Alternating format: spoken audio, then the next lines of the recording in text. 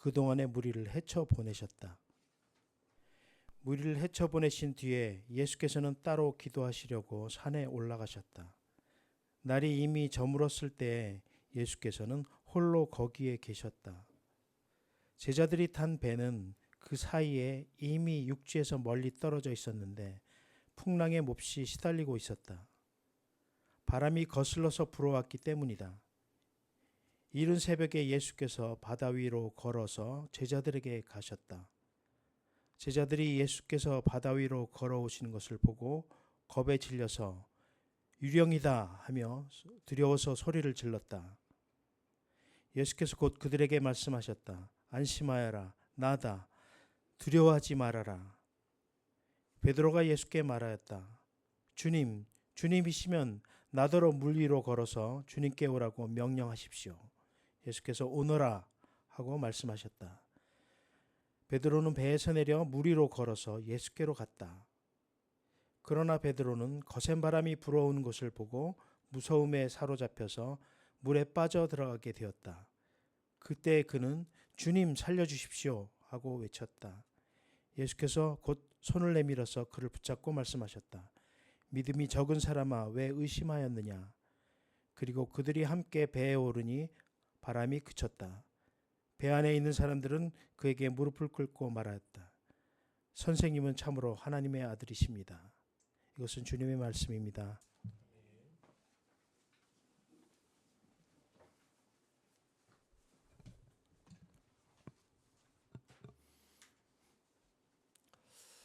네, 참 좋으신 우리 주님의 자비와 평화가 오늘 하나님 앞에 나오신 모든 분들에게 함께 하시기를 빕니다. 우리 앞뒤 옆에 계신 분들과 잘 오셨습니다라고 다시 한번 인사. 네, 네. 난 민호 새 가족 온 줄, 새 신자 온 줄 알았습니다. 진짜로 깜짝 놀랐어요. 눈을 떴는데 누구지? 네. 잘 어울려요. 굉장히 잘 어울려요. 약간 일본 갈 준비를 하고 있었는데 약간 일본 스타일을 벌써부터 준비하는 거예요. 시험 성적보다 머리를 먼저 준비하는 일본 가려고 머리를 먼저 준비했어요. 패션을 먼저 준비했네. 네, 지난주 목요일인지 입추였습니다. 정말 입추를 지나고 어제부터 확실히 정말 거짓말처럼 온도가 확 떨어졌어요. 그런데 또 반면에 입추였던 그 목요일이 가장 더운 날이었습니다. 38도까지 올라가는 가장 더운 날이었어요. 길을 걷는데 시원한 바람 한번 불어왔으면 좋겠다라는 생각이 그 바람이 너무나 강력하게 들었어요. 오늘 이 시간 우리의 마음에 하늘의 바람이 불어서 우리 마음 가운데 끼어 있는 미세먼지 같은 그 근심과 그 절망들이 다 흩어져 날아가기를 바래 봅니다. 오늘 성경 말씀을 보면 오늘 본문 이야기 앞서서 이야기가 좀 먼저 있어야 될 것 같아요. 오늘 본문 앞을 보면 헤롯 왕이라는 사람이 나옵니다. 헤롯 왕은 뭐 역대 왕들이 대부분 다 그렇지만 허물이 많은 사람이었어요. 그런데 그 허물을 지적했던 사람이 우리가 잘 아는 세례 요한이라는 사람입니다. 세례 요한은 거칠 것 없는, 요즘 말로 하면 팩폭을 그냥 하는 사람이었어요. 세례 요한이 헤롯 왕의 그 치부를 거침없이 지적합니다. 그렇게 살면 안 됩니다라고 지적하자 헤롯 왕은 그 세례 요한을 참수하게 됩니다. 예수님은 자신과 가까이 지내던 그 세례 요한의 죽음의 소식을 듣고 그 자리를 피해 가십니다. 그래서 배를 타고 한적한 곳으로, 바다 근처, 강 근처죠. 강 근처로 이동을 하세요. 근데 예수님이 이미 당시에 꽤나 소문이 있었던 분이셨기 때문에 예수님이 장소를 옮겼다라는 이야기를 듣고 예수님 앞에 많은 사람들이 찾아오게 됩니다. 그의 가르침을 듣기 원했기 때문이에요. 예수님께서 그들을 막 가르치고 있다가 어느새 저녁이 됩니다. 사람들은 당시 예수님을 따랐던 사람은 대부분 가난한 사람, 힘이 없던 사람들이기 때문에 이들이 다 저녁에 집으로 돌아갈 것을 걱정하셨던 예수님은 우리가 너무나 잘 아는 오병이어의 기적을 이들에게 베풉니다. 보리떡 2개와 물고기 5마리로 5,000명을 먹였다라는 그 기적의 이야기죠. 그래서 많은 사람들을 먹이고 돌려보냅니다. 그 후에 오늘의 내용이 시작이 됩니다. 근데 오늘 시작되는 내용을 보면 예수님께서 오병이의 기적을 베푸시고 제자들, 자기와 함께했던 제자들을 강 건너편으로 보내십니다. 오늘 성경을 보면은 22절을 이렇게 이야기해요. 예수님께서 제자들을 재촉해서 배에 태워 보내셨다라고 표현합니다. 여러분, 재촉하셨다라는 말은 무엇을 담고 있냐면 제자들은 머물고 싶어 했다라는 의미이기도 해요. 왜 머물고 싶어 했을까? 그도 그럴 만한 것이, 여러분 지금 제자들이 방금 자신들이 나눠준 떡과 물고기로 5,000명이 먹는 사건을 봤잖아요. 그러니까 자신도 그 기적의 현장에 있었던 거죠. 사람들의 환호와 경외에 찬 눈빛도 보았을 겁니다. 예수님을 바라보는 그 눈빛, 그리고 예수님의 제자라는 자신들을 바라보는 그 눈빛에서 이미 이 제자들은 무언가 좀 뿌듯함을 느끼고 벅참을 느끼고 또 무언가 자신들도 예수님 비슷한 느낌을 받지 않았을까라는 생각을 해보게 돼요. 그러니까 그걸 더 누리고 싶죠. 내가 따른 예수님이 이런 분이야, 내가 전한 예수님이 이런 분이야 라고 그 환호와 그 눈빛들을 누리고 싶었을 겁니다. 저라도 그랬을 것 같아요, 사실. 하지만 예수님은 그 자리에 머무르게 하지 않으시고 제자들을 빨리 보내십니다. 그 위험성이 분명히 있었던 것 같아요. 자, 제자들을 보내신 후에 성경은 예수님 자신도 홀로 산에 올라 기도하셨다라고 표현합니다. 제자들은 보내시고 예수님 홀로 산에 올라 기도를 하세요. 그런데 성경은 제자들처럼 자리를 피했다라고 이야기하지 않고 예수님은 기도하러 산에 오르셨다라고 표현합니다. 그냥 자리를 피하면 되는데, 제자들처럼 그 유혹의 자리를 피하면 되는데 예수님은 왜 기도를 하셨을까? 그것도 예수님이. 여러분, 어떻게 보면 성경에서 제일 기도 안 해도 되는 사람은 예수님일 겁니다. 우리가 기도가 많이 필요하지 예수님은 기도가 별로 필요하지 않거든요. 근데 오늘 성경은 예수님은 기도하러 산에 오르셨다라고 이야기해요. 왜 예수님은 기도하러 오르셨을까? 예수님에게도 지금 이 놀라운 사건은 유혹이었기 때문입니다. 당시 유대인들은 로마의 지배를 받으면서 압제 가운데 살고 있었어요. 근데 이들에게는 늘 하나의 꿈이 있었어요. 뭐냐면 자신들을 정치적으로, 군사적으로 이 로마의 압제로부터 구원해줄 강한 지도자가 올 것이라는 꿈을 늘 가지고 있었어요. 그런데 방금 자신들 눈앞에서 5,000명을 먹이신 예수님을 본 사람들은 다 똑같은 생각을 했을 겁니다. 드디어 그 지도자가 나타났다.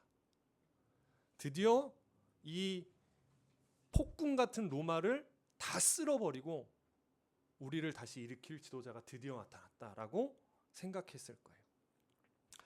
자, 여러분 생각해 보세요. 모든 사람들은 이미 그런 생각을 가지고 있습니다. 예수님은 마음만 먹으면 왕으로 추대될 수 있습니다. 5,000명이라 그랬잖아요. 여러분, 5,000명이 누군가를 추대한다면 여러분 그것만으로 큰 힘이 됩니다. 마음만 먹으면 예수님은 그 자리에서 왕으로 추대될 수도 있습니다. 그러면 더 이상 이렇게 쫓기듯이 누가 죽었다 그러면 도망가고 누가 쫓아오면 도망가면서 그렇게 떠도는 삶을 그만두어도 되는 순간입니다. 예수님에게도 이 순간은 충분히 유혹이었어요. 그런데 예수님이 이 땅에 오신 이유는 그것이 아니었죠. 왕이 되어서 힘을 갖는 것이 예수님이 이 땅에 오신 이유는 아닙니다. 오히려 힘 있는 자들 옆에서 권력을 누리던 지도자들을 일깨우고 가난하고 소외된 자들에게 당신들도 버림받은 자들이 아니라 하나님의 사랑을 입은 자들이다라고 전하기 위해 예수님이 이 땅에 오셨습니다. 그래서 예수님은 그 유혹 앞에서 기도하셨던 겁니다. 여러분, 기도는 우리가 무언가를 이루기 위한 수단이 아니라 흔들리는 마음을 하나님의 뜻에 맞게 다시 조율하는 시간입니다. 예수님은 그 조율하는 시간을 가졌던 거예요. 우리에게도 기도는 내 뜻을 들어주십시오라는 기도도 분명 필요하지만 기도의 가장 중요한 역할 중 하나는 우리의 마음을 다시금 하늘에 조율하는 시간이 되어야 되는 거예요. 자, 그렇게 제자들을 배에 태워서 보내시고 홀로 예수님께서 기도하다가 새벽이 됩니다. 그런데 제자들을 태운 배가 풍랑을 만납니다. 14장 24절에 이렇게 이야기합니다. 제자들이 탄 배는 그 사이에 이미 육지에서 멀리 떨어져 있었는데 풍랑에 몹시 시달리고 있었다. 바람이 거슬러서 불어왔기 때문이다 라고 이야기해요. 목적지를 향해 가던 제자들의 배는 역풍을 만납니다. 이 마태복음을 기록한 마태는 이 장면, 역풍을 만난 장면을 통해서 앞으로 제자들의 삶이 어떤 어려움을 겪게 될지, 또한 제자들은 어떠한 삶을 살아야 되는지를 독자들에게 보여줍니다. 여러분, 예수님을 믿는다는 것은 단지 교회의 장소에 나오거나 어떤 지식을 아는 것이 아니라 그분의 삶의 방식을 따라가는 겁니다. 우리가 예수를 믿는다라고 이야기할 땐 예수님이 가르쳤던 이야기들, 예수님이 살았던 그 삶의 방식을 나의 삶의 방식으로 여기며 살아가겠다라는 고백이에요. 사랑하고 나누고 낮아지고 정직하게 사는 방식, 하나님의 아들임을 믿고 이분이 구원자임을 믿고 그분의 가르침대로 내가 살아가기를 다짐하는 것, 그것을 예수를 믿는 것이라고 이야기합니다. 그분의 삶의 방식을 내 삶의 방식으로 받아들이는 거죠. 그래서 여러분, 예수님을 믿고 따르는 사람은 세상의 순풍을 타는 사람이 아니라 오히려 하나님의 바람을 따라서 거슬러 가는 사람들입니다. 하나님을 만난 사람의 인생은 그래서 이전과 같을 수가 없습니다. 세상이 흘러가는 방향이 아니라 그것을 거슬러 살아가게 돼요. 하나님을 내가 믿는다, 내가 예수를 믿는다라고 말하면서도 이전과 같은 삶의 방식으로 살고 있다면 심각하게 고민해 봐야 됩니다. 그런데 그 방식은, 예수님의 방식, 하나님의 방식은 세상이 가르쳐온 방식과 자주 부딪힙니다. 제가 늘상 교회에서 말씀드렸듯이 그리스도인으로 사는 것은 결코 쉽지 않습니다. 예수님을 따라 사는 것이 쉽지 않다고 여러분 혹시 느끼신다면, 예수님을 따라 살아가는 그 삶의 방식이 너무 쉽지 않다라고 느껴지신다면 축하드립니다. 잘 따라가고 계신 겁니다. 예수님의 삶의 방식을 따르는 것은 절대로 쉽지 않습니다. 왜냐하면 그 방식은 세상이 가르쳐주는 방식과 정반대이기 때문입니다. 여기서 쉽지 않다라는 것은 경제적인 어려움만을 뜻하는 건 아니에요. 예수의 삶의 방식이 쉽지 않아, 이거는 돈을 이야기하는 것만은 아닙니다. 하나님 나라의 방식을 선택하는 거예요. 더 편하고 더 효율적이고 더 많이 쌓고 더 안정적인 것을 성공이라 부르는 세상에서 그 흐름을 거스르는 선택들을 하는 일, 그것이 하나님 나라의 방식입니다. 지난주에 아이들과 캠프를 다녀왔어요. 지난주에 이제 아이들과 캠프를 다녀왔는데 아침부터 밤 늦을 때까지 어른들이 애를 썼습니다. 정말 한 아이들이 12명이었는데 어른들이 그것을 다 진행한 어른들은, 메인으로 진행한 사람들은 저를 포함해 6명 정도였어요. 음식을 맡은 분은 아이들의 건강을 위해서 모든 간식과 식사를 유기농으로 손수 만들었습니다. 아이들이 카레를 엄청 잘 먹는 거예요. 왜 잘 먹나 봤더니 식자재가 카레에 안 보여요. 당근 이런 거 아이들 잘 안 먹잖아요. 이거를 다 글라인더로 다 몇 시간 동안 갈아서 정말 죽처럼 만드는 거예요. 아이들이 집에서 안 먹던 야채들, 그런 것들을 다 유기농으로 재배한 것들을, 농장이니까 그거를 막 글라인더로 갈고 이렇게 해서 만든, 과자 같은 간식을 단 한 번도 먹지 않았습니다. 그 간식들도 다 손수 준비했어요. 청을 만들고 다 손수 준비합니다. 프로그램을 준비하는 사람들은 아이들을 위해서 고민했고 아이들의 눈높이에 어떻게 맞출까를 계속해서 고민하며 프로그램을 진행합니다. 거기에 많은 분들이 와서 체험을 시켜주셨는데 영상과 음향을 전문적으로 하시는 분이 오셨어요. 그 아이들에게 자연의 소리를 정말 들려주고 싶다 그래가지고 여러분 이제 여기서도 이제 좀 나이가 좀 나올 텐데 유지태와 이영애가 나오는 그 영화가 있어요. 그렇게 이렇게 여기다가 헤드폰을 저기서 그 영화가 뭐지 하고 쳐다보는 표정이 있는데 헤드폰을 끼고 유지태 이렇게 자연의 소리를 들려주는 건데 그거를 한 20개를 가져오신 거예요. 그 장비를 다 바리바리 그 더운데 들고 와서 아이들 다 하나씩 채워서 밖에 나가서 그 소리를 다 듣게 해주고 자연의 소리. 여러분 놀라운 게 뭔지 아세요? 다 조용하잖아요. 전기 소리도 들려요. 전기가 다가니는 소리도 이런 소리가 들립니다. 근데 그거를 위해 그 밤에 그 괴산까지 장비를 확 끌고 온 거예요. 그분이 시간이 남았냐? 아닙니다. 그게 11시에 끝났는데 그거 끝나고 울릉도에 가셨어요. 울릉도에 영화제가 있는데 이거를 위해서 왔다가 그 밤 11시에 울릉도로 다시 출발을 한 겁니다. 세상의 기준으로 보면 참 손해보는 선택입니다. 그분들 돈 한 푼 안 받았습니다. 세상의 기준으로 보면 정말 미련한 선택입니다. 효율적이지도 않고요. 돈이 되지도 않고 편한 것도 아닙니다. 그 손해보는 선택들을 하는 사람들이에요. 그런데 여러분 한번 떠올려 보십시오. 우리 인생에서 가장 의미 있고 가치 있고 지금도 내가 잘했다라고 선택했던 그 시간들이 대부분 언제였나요? 누군가를 위해 기꺼이 나를 선물로 내어주었던 시간. 힘들지만 그 수고를 통해 누군가 내가 살아있기를 잘했다 라고 이야기했던 그 고백들. 나의 수고가 누군가 일어설 땅이 되었던 그 시간들이 아닌가요? 돌아보면 그 시간들이 호텔에서 호캉스를 누렸던 시간보다 더 의미 있고 가치 있게 우리의 마음속에 남겨져 있습니다. 저도 거기 가서 이제 고기를 한 3시간 구웠습니다. 가장 더운 날 구웠던 고기였던 것 같아요. 그 더운데 땡볕에서 숯불을 켜고 그것도 맛있게 해줘야 된다 그래가지고 드럼통을 잘라와서 숯불 한 3시간 구웠는데 어떤 고깃집에서 먹을 때보다 행복했고 기억에 남는 순간이었어요. 여러분 바람은 언제 가장 시원할까요? 거스르는 바람을 정면으로 맞을 때입니다.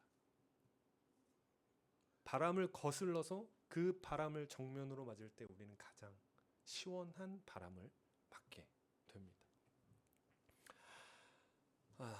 그리고 그 거스르는 바람 한가운데서 제자들은 뜻밖의 존재를 만나게 됩니다. 25절 26절을 보면 이렇게 이야기합니다. 이른 새벽에 예수께서 바다 위로 걸어서 제자들에게로 가셨다. 제자들이 예수께서 바다 위로 걸어오시는 것을 보고 겁에 질려서 유령이다 하며 두려워서 소리를 질렀다라고 해요. 구약 성서에서 바다를 다스리고 그 위를 걸을 수 있는 분은 하나님 한 분뿐이다라고 기록되어 있어요. 그래서 유대인들은 다 이것을 알고 있었습니다. 그렇게 배워왔으니까요. 그리고 당시 사람들의 생각으로도 물 위를 걷는다는 것은 사람의 능력을 넘어서는 신적인 존재만이 할 수 있는 것이다라는 것을 알고 있었어요. 그래서 마태복음의 저자 마태는 예수님이 물 위를 걷는 이 장면을 통해서 예수님은 그 하나님, 그 신이시다라는 것을 독자들에게 알려주고 있는 겁니다. 그런데 정작 예수님을 가장 먼저 알아봐야 되고 저분이 신이시구나, 저분이 정말 하나님의 아들이구나라고 알아봐야 될 제자들은 지금 예수님을 향해 뭐라고 이야기하죠? 유령이다라고 이야기합니다. 어릴 때부터 성서를 통해 배웠고 당시의 사람들도 물 위를 걷는다면 저분은 신이구나 라는 것으로 알았는데 제자들은 예수님을 보자마자 유령이다라고 이야기해요. 당대의 기준으로 보아도 명백히 틀린 판단입니다. 왜 제자들은 예수님을 보지 못했을까요? 방금 전에도 만났던 예수님을. 두려움 때문입니다. 여러분, 두려움은 우리의 눈을 멀게 하고 판단 능력을 상실하게 됩니다. 밤새 풍랑과 씨름하며 지친 제자들은 자신들이 전혀 예상치 못한 방법으로 찾아오신 예수님을 알아볼 여력이 없었던 거예요. 근데 우리도 다르지 않습니다. 삶의 풍랑 한가운데서 두려움과 좌절에 눈이 가려져 주님을 알아보지 못할 때가 참 많이 있습니다. 분명히 함께 계심에도, 분명히 우리가 하나님의 섭리 안에 살고 있음에도 우리를 향한 그분의 사랑과 섭리를 보지 못합니다. 왜? 당장 두렵기 때문이죠. 하지만 감사한 것은 그런 늘 알아보지 못하는 그런 우리를 향해 주님은 또다시 끊임없이 찾아오신다는 사실이에요. 27절에 제자들에게 예수님께서 말씀하십니다. 안심하라, 나니 두려워하지 말아라. 유령은 무슨 이라고 이야기하는 게 아니라 두려워하지 말아라, 나다 라고 이야기하세요. 자, 이때 우리가 너무나 잘 아는 베드로가 등장합니다. 수제자라는 베드로가 나타나요. 베드로가 이렇게 이야기합니다. 아직 의심이 있는 거죠. 주님이시면 나에게 명해서 물 위로 오라고 하십시오 라고 이야기합니다. 예수님께서 오라, 와라 라고 하시자 놀랍게도 베드로는 실제로 그 물 위에, 강 위에 발을 내딛습니다.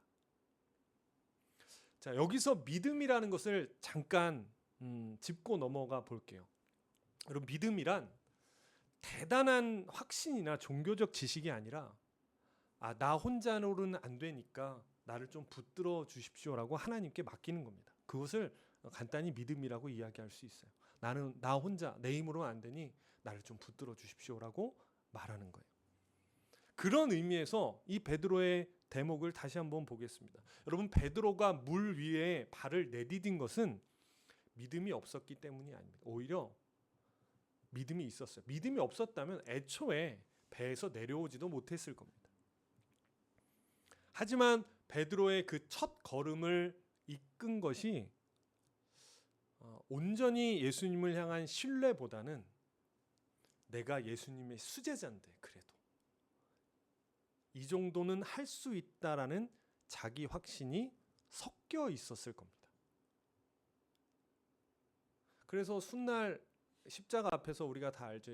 베드로가 이야기해요. 다른 사람은 다 주님 버려도 나는 절대 그럴 사람 아닙니다 라고 이야기했던 사람이 베드로입니다. 베드로의 마음엔 그런 자신감이 있었던, 그래도 내가 남들과는 다른데. 여러분, 우리도 그런 순간 있지 않았나요? 한때 뜨겁게 은혜 받고 나름 회장도 하고 중고등부 회장도 하고 청년부 대표도 하고 기도 많이 하면서 나는 다를 것이다라고 믿었던 시절이 있었을 겁니다. 저도 그래서 목사가 됐습니다. 직장에서도 흔들리지 않았을 것 같았고, 아이도 믿음 안에서 잘 키울 것 같았고, 온유한 부모가 될 것 같았습니다. 순수한 마음으로 사람 눈치 안 보면서 진실한 목회자가 될 수 있을 것 같았습니다.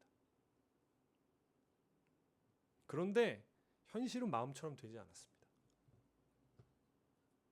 며칠 지나지 않아서 결심이 흔들리게 돼요. 베드로가 거센 바람을 딱 보자마자 두려워하며 물에 빠졌듯이 우리도 세상의 풍랑 앞에서 그리스도인으로 사는 일이 버겁게 느껴집니다. 하루하루 나 살기도 벅차서 하나님과 교제하는 시간은 어느새 우선순위에서 밀려납니다. 따르겠다라는 결심과 실제 마음과 이 사이가 갈라져서 살아가고 있는 나를 발견하게 돼요. 호기롭게 물을 뒤졌는데 이내 빠져버리고 마는 거죠. 그 순간 예수님은 베드로에게 말씀하십니다. 믿음이 작은 자여, 왜 의심하냐? 뼈 아픈 말이죠. 믿음이 작은 자, 하지만 정확한 말씀이기도 합니다. 믿음이 작기 때문에 빠졌으니까요. 여러분, 우리는 대체로 작은 믿음입니다. 앞에 있는 저도 여러분과 다르지 않습니다. 우리는 남의 믿음은 곧잘 판단하고 정죄하지만 정작 나의 믿음은 대단한 거라고 생각할 경우가 많습니다. 나는 다르지. 그래서 우리가 은혜 받았을 때 그러죠. 넌 똑바로 해야지. 하지만 그 모습을 우리는 그대로 하고 있는 경우가 참 많이 있습니다. 쟤는 왜 저렇게 살지? 믿음이 있다면서, 신앙이 있다면, 예배는, 찬양은, 삶은 이라고 지적했던 그 손가락이 결국 나를 향하고 있음을 보게 됩니다. 되게 대단한 것 같지만 사실 우리의 믿음은 대단하지 않습니다. 스스로의 신념과 결심도 마찬가지입니다. 대단해 보이지만 내 신념, 내 생각, 내 가치관, 내 결정들, 내 판단들이 대단해 보이는 것 같지만 그것이 정말 내 삶을 끝까지 붙들어 주던가요? 아니요. 내 상태에 따라서 내 신념, 내 감정, 내 판단은 롤러코스터를 탑니다. 여러분, 바다에 빠졌을 때 가장 중요한 것은 팔다리를 어떻게 움직일지 계산하는 게 아닙니다. 살려달라고 외치는 겁니다. 베드로는 그렇게 했습니다. 바다에 빠지자 주여 나를 구원하소서. 내가 지금, 여러분, 베드로가 그 직업이 어부였잖아요. 수영을 잘했겠죠. 강도 잘 알았겠죠. 근데 베드로가 우리처럼 믿음이 작은 자였지만 우리와 좀 다른 점이 있었다면 베드로는 빠지자마자 자신을 신뢰하지 않고 주여 나를 구하소서라고 이야기했다라는 점입니다. 내 힘으로 어떻게 해보려는 생각을 내려놓고 그저 붙잡아 달라고 외친 겁니다. 우리도 사실 그럴 때가 있죠. 믿음이, 종교가 있건 없건 나를 좀 어떻게 붙잡아 줬으면 하는 순간들이 우리의 삶에 찾아옵니다. 주님께서는 믿음이 강한 자들만을 구원하시는 분이 아니십니다. 베드로가 의심했다고, 흔들렸다고, 너 이 새끼 너 좀 물 좀 더 먹어봐야 돼, 조금 더 해봐야 돼 라고 버려두지 않으셨습니다. 오히려 믿음이 적은 자들을 구원하여서 더 큰 믿음에 이르게 하시는 분이십니다. 혹시 지금 물에 빠져 있다고 느끼시는 분이 계신가요? 두려움으로 눈앞이 보이지 않으십니까? 거스르는 바람에 자꾸 흔들리는 것 같으신가요? 괜찮습니다. 기적을 직접 경험했던 제자들도 눈앞의 풍랑 앞에서 예수님을 유령이라고 착각했고 베드로도 물에 빠졌습니다. 그러나 베드로가 물에 빠졌을 때 주님은 그곳에 계셨습니다. 베드로가 주님을 부르자 즉시 손을 내밀어 베드로를 건져주셨어요. 지난주 금요일에 교회 모임에서, 속회라고 이야기하는 교회 모임에서 서로의 기도 제목을 나누고 이제 기도를 했어요. 그러니까 나누다 보니까 그런 생각이 들었어요. 정작 풍랑이 일어서 바람이 부는 곳은 세상이 아니라 우리의 마음이구나 라는 생각을 했습니다. 세상이 살기 어려워라고 이야기하지만 사실 그 서로의 마음에 있는 어려움과 기도 제목을 듣니 바람의 풍랑은 진짜 세상이 아니라 우리 마음에 바람이 불고 파도가 치는구나 라는 걸 느꼈습니다. 그리고 그 마음을 잠잠케 할 것이 세상에는 없구나. 우리가 아무리 생각하고 계산하고 결심해도 마음의 풍랑이 쉽게 잠잠해지지 않을 때가 있습니다. 내가 아무리 노력해보고 내 건데 내 마음대로 안 되는 게 마음이죠. 다스려보려 해도 되지 않는 것. 그때 우리에게 필요한 것은 더 강한 자기 확신이 아닙니다. 더 큰 결심도 아닙니다. 주여 나를 구원하소서라고 말하는 겁니다. 내 힘으로 안 되니 나를 좀 붙들어 주십시오. 그러면 주님은 우리의 작은 믿음을 보시고 손을 내미십니다. 여러분, 그렇다고 예수님이 함께 하신다고 우리 삶에 풍랑이 전혀 없다라는 뜻은 아닙니다. 고난은 눈이 멀어서 누구에게나 찾아간다고 하죠. 예수님을 믿는다고 거스르는 바람이 사라지는 것도 아닙니다. 그러나 분명한 것은 하나입니다. 우리는 그 풍랑 속에 혼자 싸우는 것이 아니라는 거죠. 주님이 그 바람 속으로, 그 풍랑 속으로 찾아오십니다. 우리가 주님을 알아보지 못해도, 우리의 믿음이 작아져도, 우리가 물에 빠져도 주님은 찾아오십니다. 우리를 붙드시는 주님의 손을 믿고 여러분 다시 걸어가 보십시오. 한번 발을 내딛어 보시기 바랍니다. 그 주님의 자비와 평화가 오늘도 거스르는 바람을 맞으며 살아가는 우리 모두와 함께 하시기를 주님의 이름으로 간절히 기도합니다. 기도하겠습니다.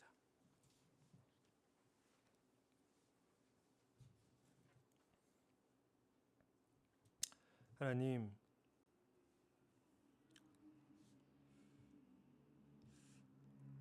우리 마음에 일렁이는 이 파도와 끊임없이 불어대는 이 바람, 이것을 잠재우려 우리는 많은 노력을 합니다. 자기의 신념을 강화해 보기도 하고 또다시 결심해 보기도 합니다. 그러나 여지없이 무너지는 우리의 모습을 봅니다.